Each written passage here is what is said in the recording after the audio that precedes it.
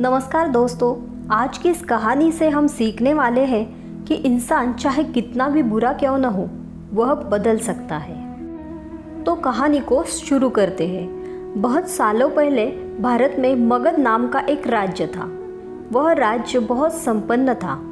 राज्य में एक सोनापुर नाम का गांव था, जहां के लोग अपना सारा काम दिन में किया करते थे, लेकिन रात होते ही सारे लोग अपने घर के अंदर चले जाते और कोई भी रात के समय अपने घरों से बाहर नहीं निकलता था।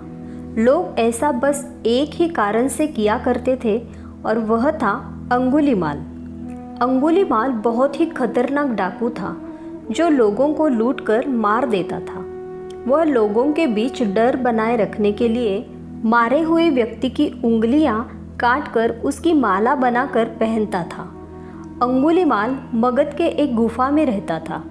वह जिस जंगल के गुफा में रहता था, लोग वहां से गुजरने से भी डरते थे, क्योंकि सबको अंगुलीमाल से बहुत डर लगता था। एक दिन गौतम बुद्ध सोनापुर से गुजर रहे थे कि तभी उन्होंने लोगों को चिंतित देखा। लोगों को इस तरह से परेशान देखकर गौतम बुद्ध ने उन सब से पूछा, क्या बात है, आप सब इतने डरे हुए क्यों हैं? ऐसे में लोगों ने महात्मा बुद्ध के सवालों का जवाब दिया। यहाँ एक डाकू अंगुलीमाल का बुरा प्रकोप है। वह लोगों को लूटकर मार देता है और उनकी उंगलियों को काटकर उसका माला बनाकर पहन लेता है। इसलिए हमारे गांव के लोग बेहद डरे हुए हैं। अब आप ही बताइए, हम क्या करें? ऐसे में एक व्यक्ति सामने आया और महात्मा बुद्ध को बोला, वह जंगलों में रहता है। जंगलों के अंदर एक गुफा है जिसके अंदर अंगुलीमाल रहता है।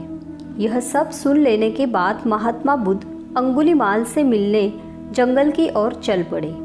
सोनापुर गांव के लोगों ने उन्हें रोकने की बहुत कोशिश की, लेकिन फिर भी वही नहीं रुके और जंगल की ओर चल पड़े। जैसे ही वह जंगल के पास पहुँचे, तब अंगुलीमाल उनके गुफा से निकलकर हाथ में तलवार लिए खड़ा हो गया। गौतम बुद्ध ने अंगुलीमाल को अनदेखा किया और आगे बढ़ चले।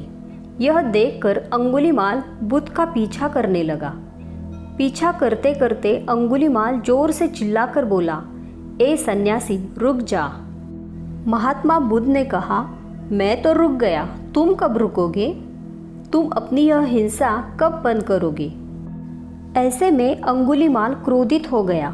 फिर उसने गौतम बुद्ध से कहा, सन्यासी, तू मुझे जानता नहीं है। मैं इस राज का सबसे शक्तिशाली मनुष्य हूँ। मैं नहीं मानता कि तुम सबसे शक्तिशाली मनुष्य हो, गौतम बुद्ध ने कहा। यह सुनकर अंगुलीमाल बोला, अच्छा, अगर ऐसी बात है तो तुम ही बताओ कि मैं ऐसा क्या करूं जिससे तुम मानोगे? महात्मा बुद्ध ने कहा, तुम जाओ और उस पेड़ से 10 पत्तियां तोड़कर लाओ। महात्मा बुद्ध के कहने पर अंगुलीमाल ने वही किया। वह पेड़ के पास गया और उसमें से 10 पत्तियां तोड़ लाया। फिर बुद्ध ने कहा, जाओ, अब इन पत्तियों को वापस से उस पेड़ पर जोड़ दो। यह सुनकर अंगुलीमाल अचंभित हो गया और उसने महात्मा बुद्ध से कहा कि ये कैसा बेहुदा मजाक है?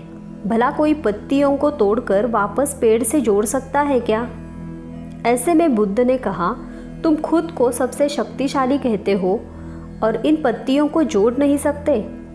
अगर तुम किसी को जोड़ नहीं सकते तो उसे तोड़ो मत।